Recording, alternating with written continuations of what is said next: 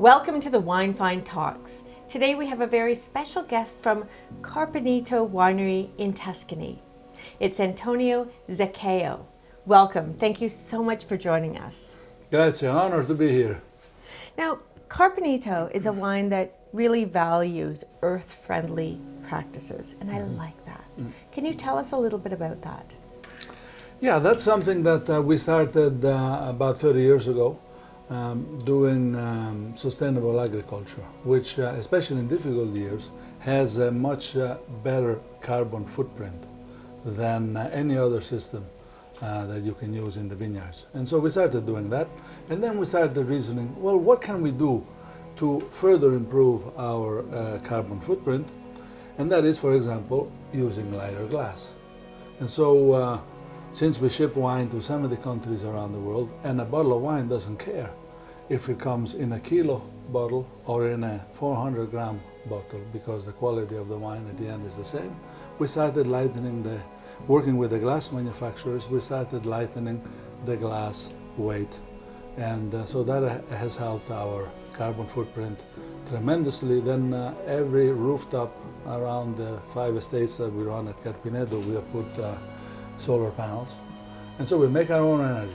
We emit less because we use lighter glass. Then there are hundreds of small little details that we do that also cut our carbon emissions. And so overall, if you were to do a balance of pluses and minuses, given the fact that on the 5 estates we also have 160 hectares of old growth oak forests, we actually are carbon positive by 26%.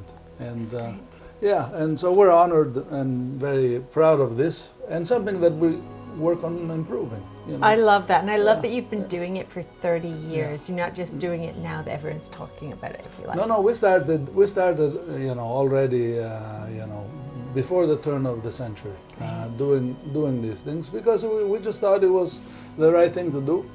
And also, when you practice sustainable agriculture, the vines are in a much better balance with nature. You have a native flora, because then you also plant cover crops in the middle of the rows, and that also fosters a native fauna population. And then it just means that you actually have a healthier vine. A healthier vine gives you a healthier grape, and what does that mean? You get a healthier glass of wine.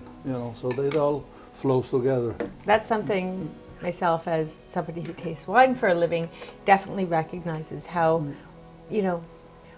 grapevines are produced really mindfully, whether it's sustainably, organic, biodynamic, they all are better in the glass. It's just one of those truisms I've come to really appreciate. So what are we tasting today then?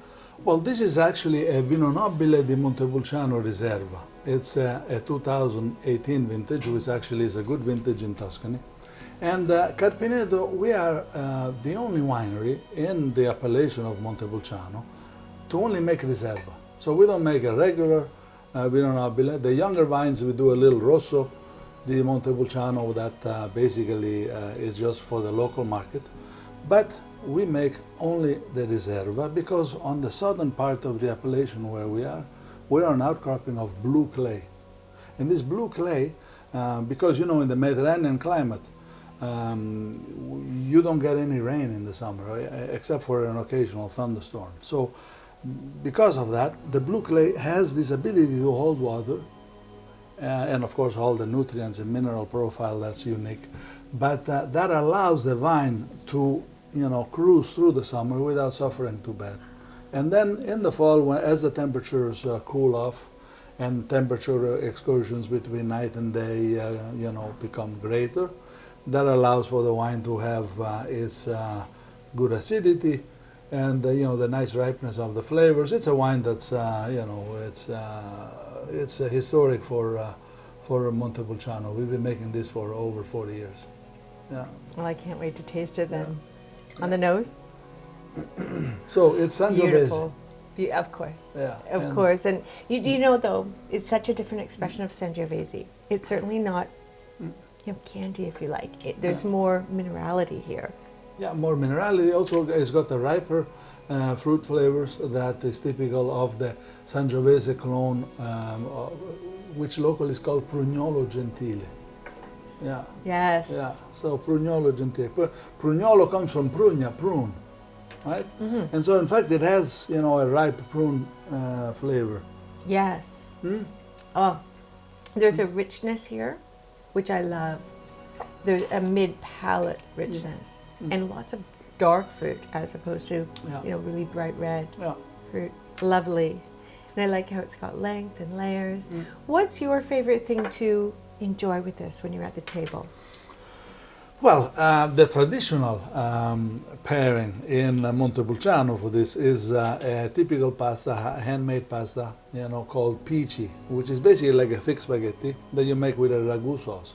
And it's particularly delicious if the ragu base is a wild boar, because that is typical from there. So a pasta dish with a wild boar ragu is, you know, a match made in heaven. That sounds fantastic. It's like a vacation in Tuscany, but just put your nose in here. It's like, you know, it really is a time travel into 2018 Montepulciano. It's what Tuscany really does well, Sangiovese. I love that, and I love this expression of Sangiovese from the 2018 vintage from Carpineto. Yeah. So thank you so much for joining us and giving us a bit of insight into not only the region, but your practices that are so earth-friendly. Yeah. Thank you. Grazie, Carolyn. Grazie. Salud. Salut.